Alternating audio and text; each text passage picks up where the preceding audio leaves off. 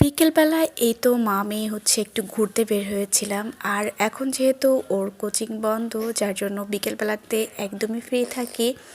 তো ফ্রি টাইমটা আসলে বাসায় বসে থাকতে একদমই ভালো লাগে না, যেহেতু অলওয়েজ বিকেলবেলা আমাদের বের হওয়া হয়।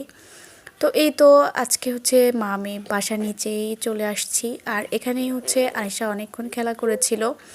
আর এখন যেহেতু আমরা ওই পাশটাতে যেখানে বসতাম ওখানে আর বসতে পারি না, কারণ ওখানে এত বেশি ময়লা জমা হয়েছে, ধুলাবালি, যেহেতু ওখানে কাজ করছে বিল্ডিংয়ে, যার জন্য আর ওই সাইডটাতে বসা হয় না। তো এই তো আমি হচ্ছে এই পাশটাতে চলে এসেছি। আর এখানে যেহেতু সুন্দর বসার জন্য জায়গা করা আছে, আর এখানে বাচ্চারাও খেলছিল। আর আনিশার একটু মন খারাপ ছিল, তার ফ্রেন্ডরা হচ্ছে কেউই ছিল না, যেহেতু তার একটা ফ্রেন্ড হচ্ছে অলরেডি ঢাকার বাইরে গিয়েছে, আর একজন হচ্ছে ওর বাবার সাথে ঘুরতে গিয়েছিল, যার জন্য ও হচ্ছে একা হয়ে গিয়েছিল। আর একদমই ওর মন ভালো হচ্ছিল না। তো যার জন্য আমার সাথে একটু কতক্ষণ দুষ্টামি করছিল, আবার একা একাই খেলা করছিল, আর আমার কাছে হচ্ছে দৌড়ে দৌড়ে আসছিল আর কি।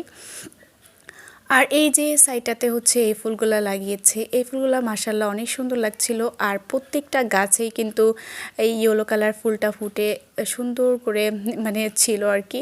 তো এই ফুলটার নাম আসলে আমি একদমই জানি না। তো কেউ কেউ যদি জানেন তাহলে অবশ্যই আমাকে কমেন্ট করে জানাবেন আসলে ফুলগুলোর নাম কি। আর এই যে বাচ্চারা হচ্ছে খেলা করছিল, আর এর বাইরে হচ্ছে অনেকেই হচ্ছে ব্যাডমিন্টন খেলা করছিল, যেহেতু এখন শীতকাল আর এই খেলাটা তো শীতকালে একটু বেশি সবাই খেলে। তো এই তো সবাই হচ্ছে খেলা করছিল। আর আনিশা কিছুক্ষণ পরপরই হচ্ছে আমাকে বিরক্ত করছিল, যেহেতু ও একদমই একা ছিল। তো দেন ওকে বললাম চলো আমরা কিছু খেয়ে আসি। আর এরপর হচ্ছে বাহিরে চলে আসি, গেটের বাইরে আর কি। তো আসার পরে হচ্ছে এই তো ঝালমুড়ি নিয়ে নিয়েছিলাম। আর ও একটু ঝালমুড়ি খাওয়ার পরে একটু ঝাল লাগছিল, যার জন্য ও খুব বেশি খেতে পারেনি। আর বাকিটা হচ্ছে আমি খেয়ে নিয়েছিলাম। আর আজকে হচ্ছে ফুচকা খাওয়া হয়নি, যেহেতু ওর ঝাল লাগছিল, যার জন্য আর বলছিল যে চলো বাসায় যাই। তো এই তো আমরা হচ্ছে ঝালমুড়ি খাওয়া দাওয়া শেষ করে দেন বাসার দিকে চলে আসি।